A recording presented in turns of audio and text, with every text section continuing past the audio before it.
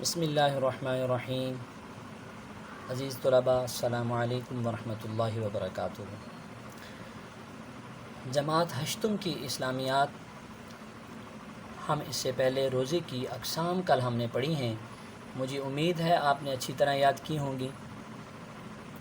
تو بیٹا میں آپ سے یہ پوچھنا چاہوں گا کہ سال میں وہ کون کون سے دن ہیں جن میں روزہ رکھنا حرام ہے؟ جی شاباش بتائیے۔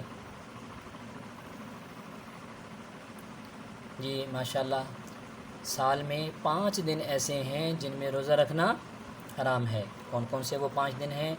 2 عیدین کے دن ہیں، عید الفطر اور عید الاضحیٰ، اور 3 دن ایام تشریق کے ہیں، یعنی ذی الحجہ کی 11 تاریخ، 12 تاریخ اور 13 تاریخ، یعنی بڑی جو عید ہے بقرہ عید، اس کے بعد دوسرا دن، تیسرا دن اور چوتھا دن، یہ 5 دن ایسے ہیں جن میں روزہ رکھنا حرام ہے۔ تو بیٹا آپ نے عملی کتاب کے اندر بھی کام کیا ہوگا۔ عملی کتاب صفحہ نمبر 24 پہ آپ نے کام کرنا تھا۔ مجھے امید ہے آپ نے اچھی طرح یہ بھی کام کر لیا ہوگا۔ آپ نے یہ کام کرنا تھا کہ صحیح غلط کی نشاندہی کرنی تھی، اور اگر غلط ہے تو اس کے بعد صحیح جو ہے اس کو آپ نے لکھنا تھا۔ تو آپ اس طرح سے یہ کام کر چکے ہوں گے۔ جی بیٹا، اس کے بعد ہم آگے چلتے ہیں، اپنے عنوان کو آگے بڑھاتے ہیں۔ آج ہم نے پڑھنا ہے روزے کی اہمیت، فضیلت اور فوائد۔ 3 باتیں ہیں: روزے کی اہمیت، فضیلت اور فوائد۔ روزے کی اہمیت کے بارے میں آپ پہلے آیت پڑھ چکے ہیں۔ روزے کی فرضیت میں یا ایھا الذین آمنوا کتب علیکم الصیام کما کتب علی الذین من قبلکم لعلکم تتقون۔ اس آیت سے روزے کی فرضیت بھی ثابت ہوتی ہے اور روزے کی اہمیت بھی ثابت ہوتی ہے۔ کیسے؟ کہ روزہ امت محمدیہ سے قبل تمام امتوں پر فرض تھا۔ سیدنا آدم علیہ السلام سے لے کر سیدنا عیسیٰ علیہ السلام تک تمام امتوں پر روزے فرض تھے، لیکن ان کی کیفیت کچھ اور تھی۔ جیسے مسلمانوں پر رمضان کے مہینے پورا سال کے اندر 1 مہینے کے روزے فرض ہیں، ایسے نہیں تھا۔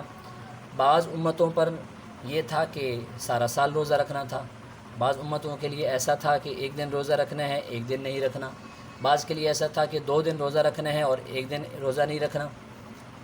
تو یہ ترتیب تھی۔ تو روزے کی اہمیت اس آیت سے معلوم ہوتی ہے، یا ایھا الذین آمنوا کتب علیکم الصیام کما کتب علی الذین من قبلکم لعلکم تتقون۔ روزے کی اہمیت پر آپ آیت دیکھ چکے ہیں، اس کا ترجمہ دیکھیں۔ مومنوں، تم پر روزے فرض کیے گئے ہیں جس طرح تم سے پہلے لوگوں پر فرض کیے گئے تھے، تاکہ تم پرہیزگار بنو۔ اسی طرح جیسے آیت قرآنی سے روزے کی اہمیت ثابت ہوتی ہے، تو احادیث نبویہ سے بھی روزے کی اہمیت ثابت ہوتی ہے۔ بہت ساری احادیثیں ہیں، تو 2 حدیثیں آج کے اس عنوان میں آپ پڑھیں گے، اور آخر میں آپ روزے کے فوائد پڑھیں گے۔ تو ہم بلند خوانی کرتے ہیں۔ روزے کی اہمیت، فضیلت اور فوائد۔ روزے کی اہمیت، روزہ کی اہمیت۔ روزہ کی اہمیت کا اندازہ اس سے لگایا جا سکتا ہے کہ یہ روزہ جس طرح مسلمانوں پر فرض ہے، اسی طرح پچھلی امتوں پر بھی فرض تھا۔ جیسا کہ اللہ تبارک و تعالیٰ کا ارشاد ہے، یا ایھا الذین آمنوا کتب علیکم الصیام کما کتب علی الذین من قبلکم لعلکم تتقون۔ سورہ بقرہ کی آیت ہے۔ ترجمہ: مومنوں، تم پر روزے فرض کیے گئے ہیں جس طرح تم سے پہلے لوگوں پر فرض کیے گئے تھے، تاکہ تم پرہیزگار بنو۔ حضرت آدم علیہ السلام سے اب تک یہ حکم چلا آ رہا ہے۔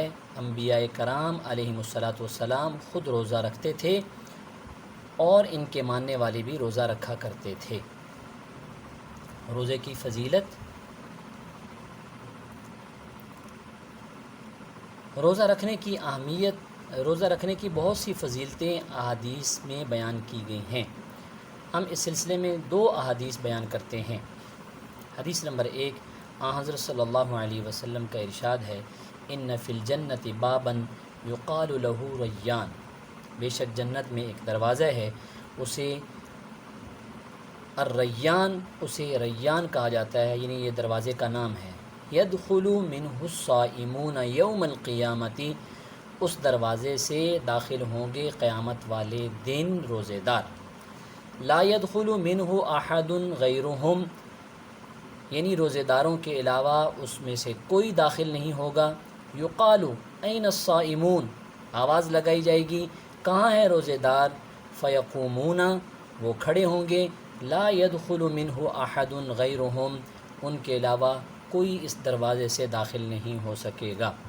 فَإِذَا دَخَلُوا اُغْلِقَ فَلَمْ يَدْخُلْ مِنْهُ أَحَدٌ، جب وہ داخل ہو جائیں گے اس دروازے کو بند کر دیا جائے گا اور ان کے علاوہ اس دروازے سے کوئی داخل نہیں ہو سکے گا. یہ بخاری اور مسلم کی حدیث ہے. اس حدیث کا ترجمہ بھی آپ پڑھیں گے. بے شک جنت میں ایک دروازہ ہے جس کو ریان کہا جاتا ہے، اس سے روزے دار قیامت کے دن داخل ہوں گے، ان کے سوا اس سے کوئی داخل نہیں ہوگا. بس جب وہ داخل ہو چکیں گے تو اس کو بند کر دیا جائے گا اور ان کے سوا کوئی داخل نہ ہوگا. حدیث نمبر 2، حضرت صلی اللہ علیہ وسلم کا ارشاد ہے، من صام رمضان ایمانا و احتسابا غفر له ما تقدم من ذنبه. ترجمہ، جس نے رمضان کا روزہ پختہ یقین، ایمان پختہ یقین، یعنی روزے کو اللہ کا حکم سمجھنا اور اس پر ایمان رکھنا کہ یہ اللہ کا حکم ہے، ایک یہ نیت ایمان کا مطلب. و احتسابا، اور اخلاص کے ساتھ ثواب کی نیت سے رمضان کا روزہ رکھا. غفر له ما تقدم من ذنبه، اس کے گزشتہ گناہ معاف کر دیے جاتے ہیں. یہ دو فضیلتیں آپ نے روزے کی حدیث مبارکہ کے حوالے سے پڑھی ہیں. اس کے بعد روزہ کے فوائد. روزہ رکھنے سے مندرجہ ذیل فوائد حاصل ہوتے ہیں. نمبر 1، اللہ تعالیٰ کی نعمتوں کی قدر معلوم ہوتی ہے. جب انسان بھوکا اور پیاسا رہتا ہے تو اس کو اللہ تعالیٰ کی نعمتوں کی قدر آتی ہے، نعمتوں کا شکر ادا کرنے کی توفیق ملتی ہے. جب سارا دن بھوکا پیاسا رہنے کے بعد جب وہ اللہ تعالیٰ کی نعمتوں کا پھر سے استعمال کرتا ہے تو اس پر اللہ کا شکر ادا کرتا ہے. غریبوں پر رحم اور ان کی خدمت کا جذبہ پیدا ہوتا ہے کہ جیسے انسان خود بھوکا اور پیاسا رہتا ہے، پھر اس کے دل کے اندر غریبوں پر رحم کا جذبہ اور ان کی خدمت کا جذبہ پیدا ہوتا ہے. صبر کی صفت اور برداشت کی عادت پیدا ہوتی ہے کہ انسان صبر کرتا ہے جیسے روزے کی حالت میں، اور بھوک پیاس کو برداشت کرتا ہے، اپنی خواہشات پر جو ہے وہ قابو پاتا ہے. تو یہ اس کے اندر صفات پیدا ہوتی ہیں. 5ویں نمبر پر روزہ رکھنے کی برکت سے ہر کام میں اللہ تعالیٰ کی فرما برداری اختیار کرنے کی توفیق ہوتی ہے. یعنی جب اللہ کے حکم سے انسان جائز اور حلال چیزوں سے جب رک جاتا ہے تو حرام اور ناپاک چیزیں یا جن سے منع کیا گیا ہے ان سے رکنا انسان کے لیے بہت آسان ہو جاتا ہے. جیسے کھانا پینا یہ حلال ہے، لیکن جب روزہ رکھا ہوتا ہے تو یہ حلال کام بھی انسان نہیں کرتا، اللہ کے حکم سے رک جاتا ہے. نفسانی خواہشات کا مقابلہ کرنے کی صلاحیت پیدا ہوتی ہے. آج کا یہ ہمارا عنوان مکمل ہوا. آج کا کام جو بیٹا ہے آپ کا، یہ آپ دیکھیں عملی کتاب صفحہ نمبر 24 پر. سوال نمبر 1 ہے، روزہ کی تعریف بیان کریں اور قرآن و حدیث کی روشنی میں روزہ کی اہمیت و فضیلت اور اس کے فوائد و ثمرات پر ایک مضمون کاپی میں تحریر کریں اور روزے کی فرضیت پر قرآن و حدیث سے ایک دلیل بھی پیش کریں. بیٹا یہ کام آج کا آپ نے نوٹ بک پر کرنا ہے. میں کام کرنے کا آپ کو طریقہ بتا دیتا ہوں. آپ نے کیا کیا کرنا ہے دوبارہ دیکھ لیں. سب سے پہلے آپ نے روزہ کی تعریف کرنی ہے، یعنی صبح صادق سے لے کر غروب آفتاب تک کھانے پینے اور نفسانی خواہشات پر کنٹرول کرنے کا نام روزہ ہے. پھر قرآن و حدیث کی روشنی میں روزے کی اہمیت جو آج آپ نے پڑھی ہے، اہمیت روزے کی، یہی اہمیت ہے اور یہی روزے کی فرضیت ہے. یا ایھا الذین آمنوا کتب علیکم الصیام. اور اسی طرح اس کی فضیلت، 2 حدیثیں آپ نے فضیلت میں پڑھی ہیں. پھر روزے کے فوائد اور ثمرات یہ آپ نے لکھنے ہیں، اور اس کے ساتھ ساتھ روزے کی فرضیت پر قرآن و حدیث سے ایک دلیل بھی پیش کریں. فرضیت پر جو آپ دلیل پیش کریں گے وہی اہمیت کی بھی دلیل ہے، تو آپ ایک ہی مرتبہ اس آیت کو لکھیں گے، یا ایھا الذین آمنوا کتب علیکم الصیام، دوبارہ لکھنے کی ضرورت نہیں ہے.